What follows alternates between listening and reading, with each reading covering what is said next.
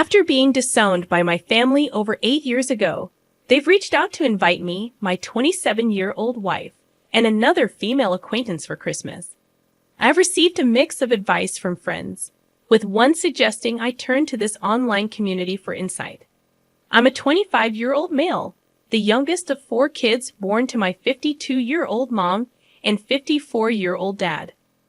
My siblings, whom I'll refer to as Michael, 31, male, Sarah, 28, female, and my twin brother Carl, 25, male, all excelled in physical sports. My dad was a star basketball player at Editsu School. My mom played volleyball. Michael excelled in soccer, Sarah in softball, and Carl was the star running back on the football team. I, on the other hand, showed an early interest in archery, which my family regarded as a wimpy sport. They seldom attended my events, and I often had to plead for their presence. Between the ages of 14 and 16, I participated in around 20 archery tournaments, while my parents only showed up to one. Though I wasn't neglected, they were emotionally distant, leaving me feeling overshadowed by my siblings. When I tried to address this, they labeled me an attention seeker. However, my disownment wasn't related to these issues. At 15, I began dating Amy, who was also 15 at the time. We introduced her to my family, and they liked her. However, almost 2 years later, one of Amy's former friends revealed that she had been cheating on me with an unnamed guy. Confronting her, she confessed that it was my twin brother, Carl. She claimed her feelings for him had surpassed those for me. Enraged, I confronted Carl at home, resulting in a physical altercation where I punched him and knocked him out. Although my violent reaction was regrettable, it was the culmination of years of resentment toward him and my family. To avoid legal consequences, my family agreed not to press charges against me. Instead, I was sent to live with my estranged paternal aunt, who lived 2 hours away and was 48 years old at the time. Since then, I've had no contact with my immediate family. Initially challenging, I've managed to move forward with the support of my aunt and her 48-year-old husband, gradually letting go of the desire to mend the broken relationship with my family. I transferred to a different high school and eventually attended a university in my aunt's city, where I graduated as an electrical engineer. Later, I met my wife and married her. When it came time to plan our wedding, I considered inviting my estranged family, but I decided against it to avoid any potential drama. My wife and I purchased a house an hour away from my aunt's place, and we were blessed with a daughter about a year ago. Recently, I received a Facebook message from my parents, expressing a desire to reconnect over Christmas at their house. I told them I'd think about it as I might have other plans, but promised to provide a clear answer soon. In the meantime, both Michael and Sarah sent me friend requests on social media, which felt rather strange. My wife, who is 2 months pregnant, suggested that if I chose to go, she and our daughter would spend Christmas at her father's house to avoid unnecessary stress. I agreed with her, considering her well-being. My dilemma is whether to go and attempt to reconcile with my family or not. I'm torn on what to do. On one hand, it's possible they feel remorse for what they did to me and want to apologize. On the other hand, there's the fear that if I go, they might pressure me to apologize to Carl, something I'm not willing to do. Any advice on this matter would be greatly appreciated. Top advice before reading the update. I think you should go another time, spend Christmas with your wife and child. Visit your family at a less stressful time to see if they have any ulterior motives. It might just be about them wanting to see their grandchildren and not necessarily about you, which would be hurtful to you. Yeah, I agree. Go another time. I was thinking the same thing. It could be related to the grandkids. Spend Christmas with your wife and child. Christmas is too big of an event to meet them. Also, please update us. I can't get this post out of my head. I can't imagine a parent kicking out their child who was betrayed by their other child. They might want to reconnect due to money or their grandchild.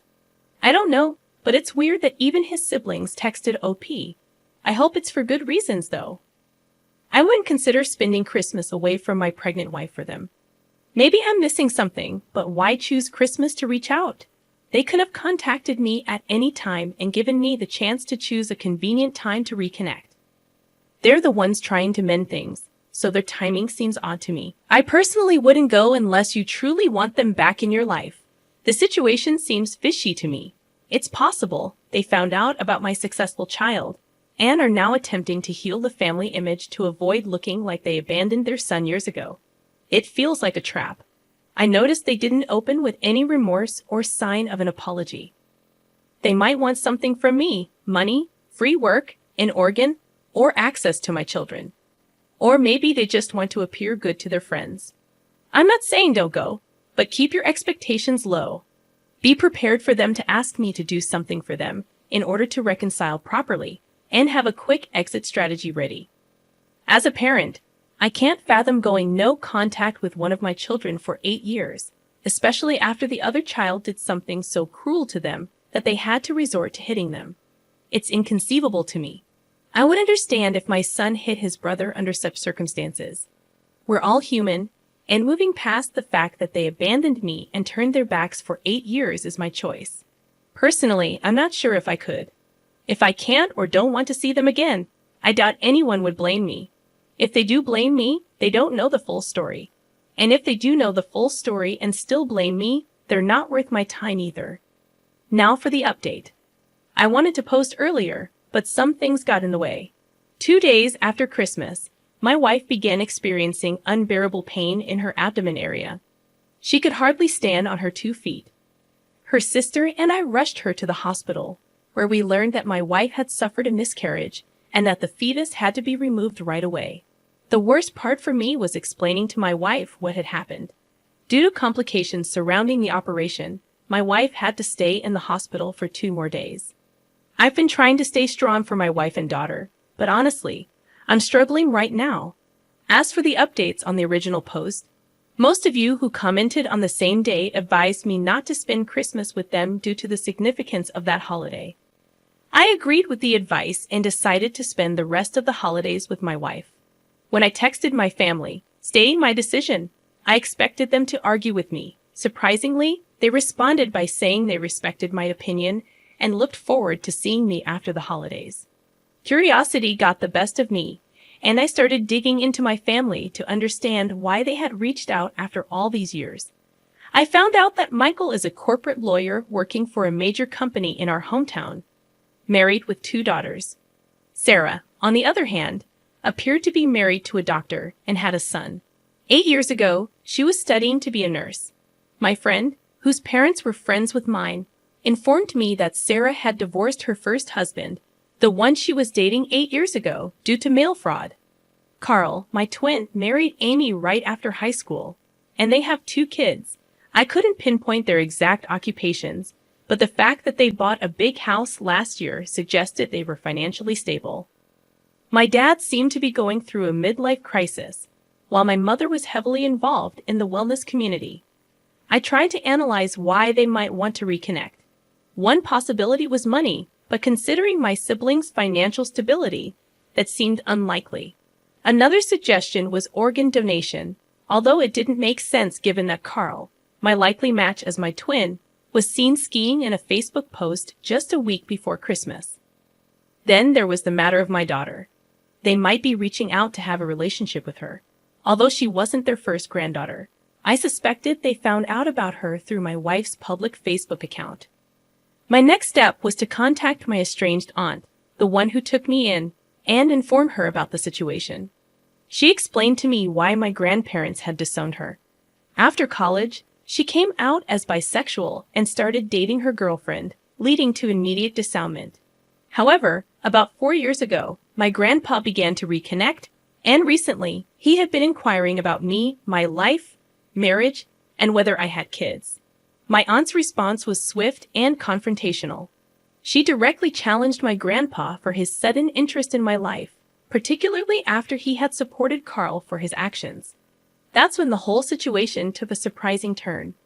Grandpa explained that he believed I deserved to be estranged because, according to him, I had cheated on Amy with one of her close friends. He viewed cheating as a grave offense due to his religious beliefs. According to my family's version of events, The friend who I allegedly cheated with confessed to Amy, who then sought comfort from Carl and Sarah. When I learned about this, I confronted Carl and Sarah, attacking them brutally.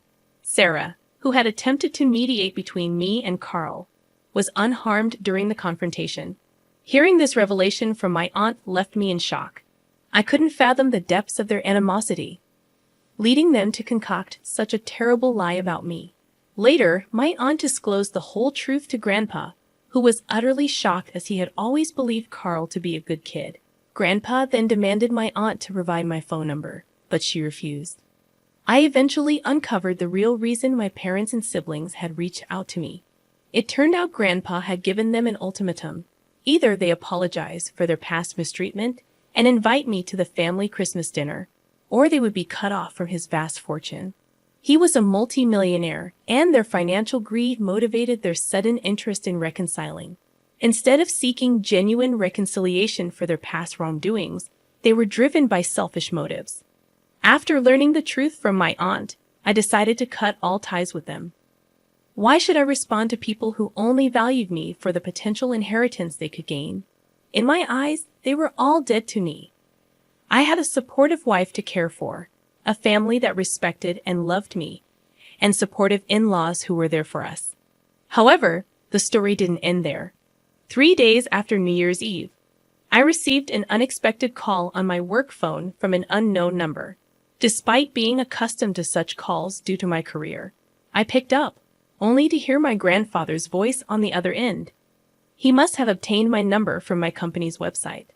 Surprisingly, his first words were an apology for not attempting to contact me over the past 8 years.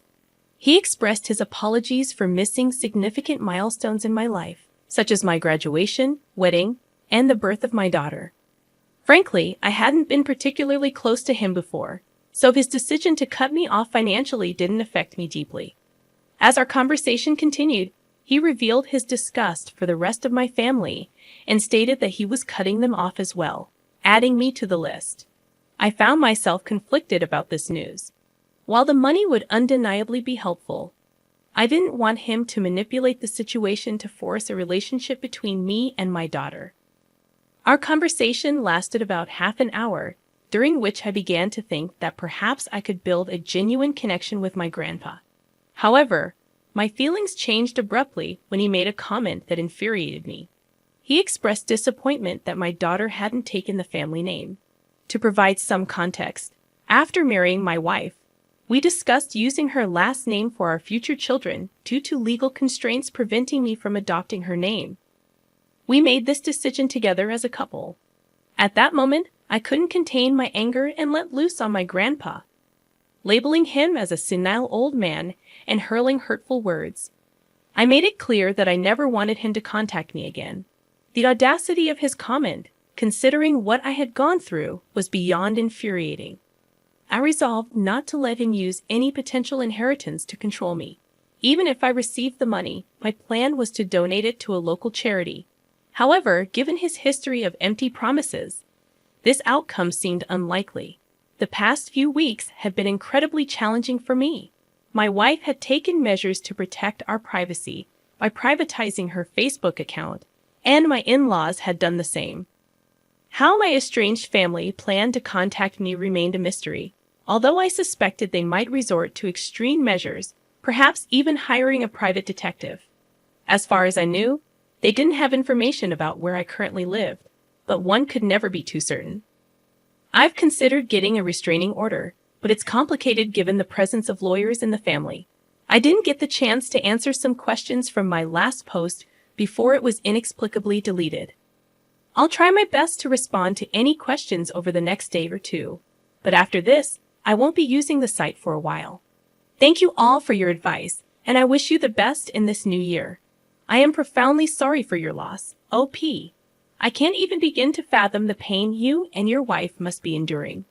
Your family's behavior is beyond belief. Their audacity knows no bounds. They don't deserve any more of your time and energy. Forget about them. I genuinely hope they don't bother you anymore, allowing you to focus on your family at home. Thank you for taking the time to update us. Please accept my condolences. I hope your wife recovers soon.